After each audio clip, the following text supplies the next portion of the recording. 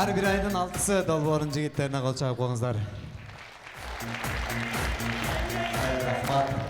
Чоң рахмат. Кайрадан тамашабызды улантып, азыр сиздердин астыңыздарга чакыра турган инсан ушул биз ойногон сатиралардын автору, Куудул сатирик жазуучулар союзунун мүчөсү, Кыргыз Республикасынын маданиятына эмгек сиңирген ишмер Рахман Разыков агайыбызды кол чабуулар менен тосулсак.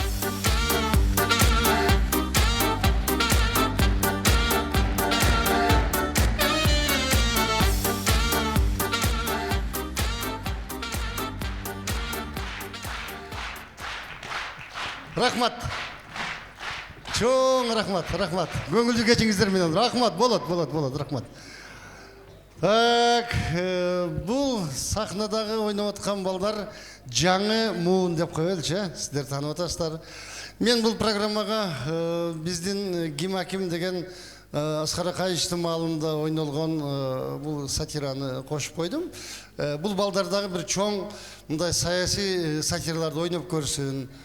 Башта ойнап атышат. Булар да баралына келгенде ошол Жамбыл ойногондой, Абдылда ойногондой, биз ойногондой болуп деңгээлге жеткизе турабы. Балдарды таптай билиш керек. Мына ошол балдар жаш балдар дегеним менен сахнага чыккандарына 18 жыл болду. 18 жылдан бери бул балдарды мен жаш балдар деп келатам да. Ошон үчүн булар аракет кылып атат. Кудай буйруса булардан жакшы күлкүлөр ар ай сайын ушул жерде коюлуп турат. Сиздер келип колдоп турсаңыз эле болду. Калганын бул балдар жасай алат. Мына кол чабуулар, мына ушул менин жаш балдарыма.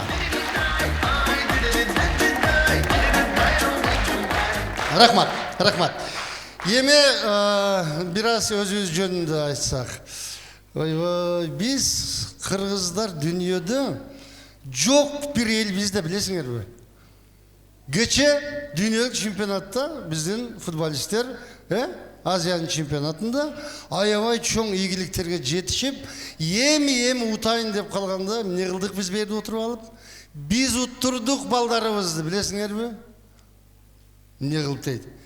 Эмне кереги бар деп пикетке чыгып, Кытайлар кетсин деп эмне кереги бар эле? Кытай кетсин деп чыктык элек, Кытай судья угуп калып, мына сага кетет деп туруп, биздин командага жок жерден 11 метр айып топту коюп берип отургузбайды. Ушунун кереги бар беле? Кереги жок эле туугандар. 34 миң Кытай келиптир бизгечи бир жылда.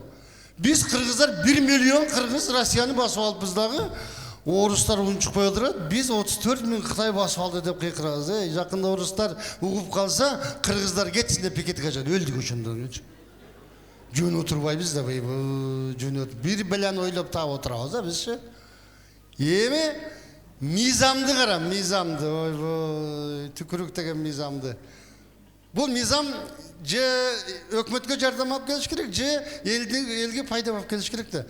Өкмөттүн бюджетине канча пайда алып келет билбейм туугандар, бирок мага точно пайда болду. 40 жылдан бери гастролдо жүрөм. Кайсы айылга барсам, жаш балдарды алып келип ата-энеси, Рахман, мынун оозуна түкүрүп койчу, сендей кудул болсун деп.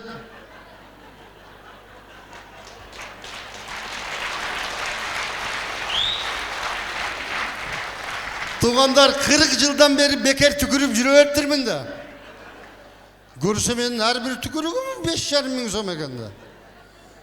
Мына эми жакшы болду, эми айтайын деп атам. Балдарын жетилеп келгенде айтам, биринчи акчасын төлөп койгула, кийин түкүрөйүн деп. Бирок эмнегедир ушул мизам чыккандан бери бирөө дагы багасын жетелеп келбейт, билет да мен айтарымдычы. Эми туугандарымда, бул кандай? Бул туура эле өзү негизи маданияттуу болуш керек, мындай бир кандай десем, шаарлар таза болуш керек деген ой болду. Бирок мен Сеулга баргандар болсо билет, барып самолеттон түшкөндө эмнени көрдүм? Асфальтты, кадимки эле жолду шампунь менен жууп атыптыр. Шампунь менен түкүрө албайсың. Түкүрүң келбейт. Ушунчалык таза да. Биринчи шартты түзүп коюш керек го менимче. О, bizde түкүргүн келбей кетип барсаң эле мусордун баары жатканда көрүп айла жоктон түфүү дегенге туура келип калат да. Ошон үчүн менимче бирдемени жазарда ойлонуш керек. Бизде биринчи мизамды жазып туруп, анан ойлонушат да. Өзү негизи ойлонуп туруп, анан кийин жазыш керек. Келиңиздер эми кандай болсо дагы алар мыйзамдарын жазсын, биз өзүбүздүн ишти кылайлык.